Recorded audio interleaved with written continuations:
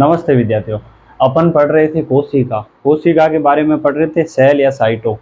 और अपन ने पढ़ा था कि कोशिका किसे कहते हैं, कोशिका के सिद्धांत भी पढ़े, कोशिका की खोज किसने की, फिर अपन ने संख्या के आधार पर कोशिका को बांटा, फिर अपन ने संगठन के आधार पर कोशिका को बांटा, फिर अपन ने पढ़ा था पादप कोशिका और जंतु कोशिका। अब अपन पढ़ रहे थे कि उनमें कोशिकांग अंग पाए जाते हैं, तो ये कोशिकांग अंगों के बारे में पढ़ेंगे। इसमें भी अपन इनको 3 प्रकार के भागों से बांट सकते हैं, 3 भागों में अपन ने डिवाइड किया है। जैसे जिन पर है ना एक परत की झिल्ली, एक परत चढ़ी होती है तो उन्हें एकल झिल्ली युक्त कहते हैं कोशिकांग। जिनमें डबल परत होती है उसे दोहरी झिल्ली युक्त परत कोशिकांग कहते हैं। और कुछ इनमें जिनमें एकल या दोहरी झिल्ली नहीं होती है तो उन्हें झिल्ली रहित कोशिकांग कहते हैं। और इनमें से भी कोई देखो, आपको परीक्षा में प्रश्न बनता है, 2nd ग्रेड में बना था, मैंने दिया था। अब इसमें पूछते हैं कि भाई सीधा पूछ लेंगे लवक कौन सी युक्त झिल्ली है, दोहरी या एकल है या झिल्ली रहित है, तो अपने को याद रखना है दोहरी। फिर माइटोकॉन्ड्रिया है, केंद्रक है, फिर एकल में आते हैं रिक्तिका है, गाल्जिकाए है, लाइसोसोम है, अंतःप्रद्रवीय जालिका है या राइबोसोम है, ताराकाय है, ये केंद्रिका, ये एक झिल्ली रहित होते हैं। अब झिल्ली रहित पूछे कोशिकांग में तो आपको याद रखना है राइबोसोम, ताराकाय या केंद्रिका, ये तीनों होते हैं जिनमें झिल्ली की या इन पे परत या आवरण नहीं होता है। यहाँ तक तो अपने ये कोशिकांग अंग। अब अपने इनको विस्तारित रूप से जानेंगे। जैसे रिक्तिका, अब देखो इसे रसधानी भी कहा जाता है या वैक्यूल भी कहा जाता है इंग्लिश में। इसकी खोज लुवेनहॉक ने की थी। अब देखो इन कोशिकाओं में ये क्या होती है, देखो रिक्तिकाएं होती क्या है, देखो पादप कोशिका और कोशिका द्रव, इनके बीच में ये अनेक खाली स्थान पाए जाते हैं। इनमें द्रव भरा रहता है, इनमें क्या भरा रहता है, द्रव भरा रहता है, पर ये बड़े बड़े रूप में खाली स्थान पाई जाती है, इन्हें क्या कहते हैं, रिक्तिका कहा जाता है। पादप कोशिका या कोशिका द्रव के बीच में अनेक खाली स्थान या इनमें द्रव पाया जाता है, इन्हें रिक्तिकांग कहा जाता है। अब देखो इनमें क्या हो सकते हैं, अपशिष्ट पदार्थ भी हो सकते हैं या अनुपयोगी पदार्थ भी हो सकते हैं। जैसे टैलिन है, एल्काइड है, ये अपशिष्ट पदार्थ के रूप में भी ये इनका संग्रहण करती है। अब देखो कोशिकाओं में अपशिष्ट या अनुपयोग पदार्थ की रिक्तिकाएं संग्रहण करती है। और फिर पूछो देखो इनमें ठोस पदार्थ या तरल पदार्थ भी रिक्तिकाओं में संग्रहित होते हैं। तरल पदार्थ के रूप में कोशिका रस है वगैरह है, ये संगठित होते रहते हैं।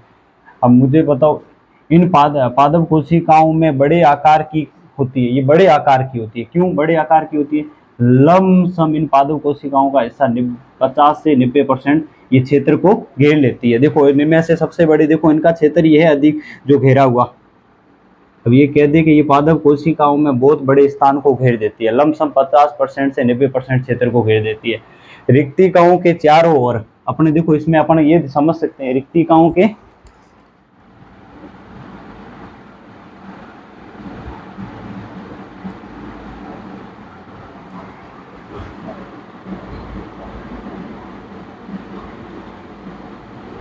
अब देखो इसके बीच में क्या है, कोई भी तरल पदार्थ है।